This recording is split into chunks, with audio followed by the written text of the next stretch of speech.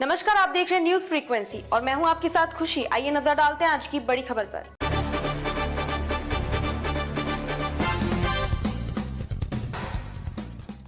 पाठ्यक्रम की पाठ्य पुस्तक में बौद्ध धर्म की गलत व्याख्या के खिलाफ बोटाद में स्वयं सैनिक दल के कार्यकर्ताओं द्वारा एक याचिका दायर की गई थी। बोटाद स्वयं सैनिक दल ने कलेक्टर को एक शिकायत सौंपी है, जिसमें कहा गया है कि गुजरात राज्य स्कूल पाठ्य पुस्तक पाठ्यक्रम बोर्ड ने कक्षा 12वीं की समाजशास्त्र की पुस्तक में बौद्ध धर्म के बारे में गलत और मनगढ़ंत जानकारी दी है, जिसके अनुसार बौद्ध धर्म में 2 स्तर हैं, जिसमें ऊपरी स्तर के बौद्धों में ब्राह्मण, क्षत्रियों और कुछ स्तर पर गृहपति हैं, जबकि निचले स्तर पर आदिवासी और सीमांत समूह हैं जिन्होंने बौद्ध धर्म अपना लिया है। ऐसी जानकारी पाठ्य पुस्तक में दी गई है, जिससे बौद्ध धर्म को मानने वाले लोगों की धार्मिक भावना आहत होती है, जबकि वास्तव में बौद्ध धर्म एक महासागर की तरह है। इसमें जीवन के सभी क्षेत्रों के लोग शामिल हैं। पाठ्य पुस्तक में बौद्ध धर्म या जातिवाद का वर्णन नहीं करने वाले गलत तथ्यों को रद्द करने के लिए स्वयं सैनिक दल द्वारा बोटाद कलेक्टर को एक याचिका प्रस्तुत की गई और कक्षा 12 के समाजशास्त्र विषय में बौद्ध धर्म के बारे में दी गई गलत जानकारी को तुरंत हटाने की मांग की गई। Reporter Bhothabhai Sekhaliya, AP Star News Botad. आपनो परिचय? मारू नाम जिगर बोध है અને મેં સ્વયં સૈનિક દળ સંગઠન છે તેમાંથી આવ્યા છીએ। स्वयं सैनिक दल द्वारा कलेक्टर साहेबને આવેદનપત્ર આપવા આવ્યા છે, શું વિગત છે?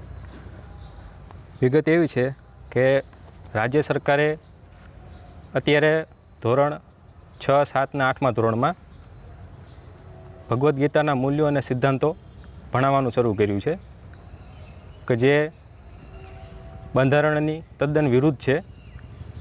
બંધારણની અંદર, સંવિધાનની અંદર આર્ટિકલ 28ની અંદર સ્પષ્ટ જોગવાઈઓ કરેલી છે કે કોઈપણ રાજ્ય સરકાર છે તો રાજ્ય સરકારની નાણાંઓમાંથી જે કાંઈ શિક્ષણ સંસ્થાઓ છે એ શિક્ષણ સંસ્થાઓમાં તમે કોઈપણ પ્રકારનું ધાર્મિક શિક્ષણ ન આપી શકો। તો એ મુદ્દે આજનું અમારું આવેદનપત્ર કલેક્ટરને આપવામાં આવ્યું છે। આપની શું માંગ છે? અમારી એવી માંગ છે કે આ દેશની અંદર, ભારત દેશની અંદર તમામ ધર્મના લોકો વસવાટ કરે છે, જેવા કે બૌદ્ધ, જૈન, ઇસ્લામ વગેરે જેવા ધર્મો જે છે આ દેશની અંદર છે।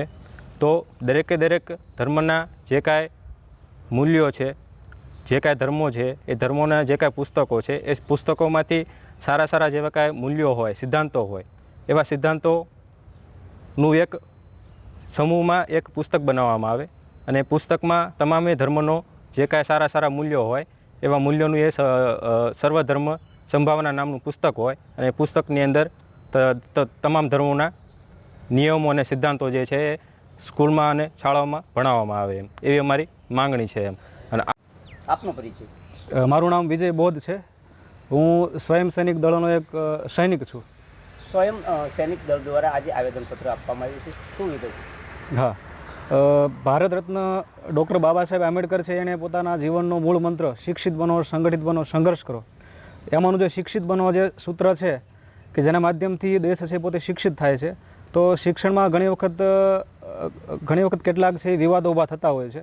એમાંનો વર્તમાનનો એક વિવાદ એવો છે કે ગુજરાત રાજ્ય શાળા પાઠ્યપુસ્તક મંડળ દ્વારા જે પુસ્તક પ્રસ્થાપિત થાય છે, ધોરણ 12 આર્ટ્સનું સમાજશાસ્ત્રનું પાઠ્યપુસ્તક, એમાં ચેપ્ટર 2 પેજ નંબર 16માં જે બૌદ્ધ ધર્મ વિશે જે વાત કરી છે એમાં 4 થી 5 જેવા એવા કહેવાય ને હળાહળ જૂઠ કહી શકાય, બરાબર, એવી વિગતો લખી છે।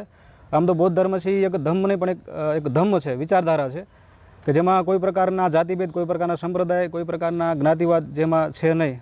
તો તેમ છતાં આ પાઠ્યપુસ્તકમાં બૌદ્ધ ધર્મમાં પણ જ્ઞાતિઓ છે એ લોકો દર્શાવી છે, ઊંચ નીચેના ભેદ દર્શાવ્યા છે, બરાબર। તો આ હળાહળ આ એક ખોટી બાબત છે। તો આને છે તાત્કાલિક ધોરણે સરકાર છે આની ઉપર એક્શન લઈ અને આ ખોટી માહિતી છે દૂર કરે, એ મારી એક માંગ છે।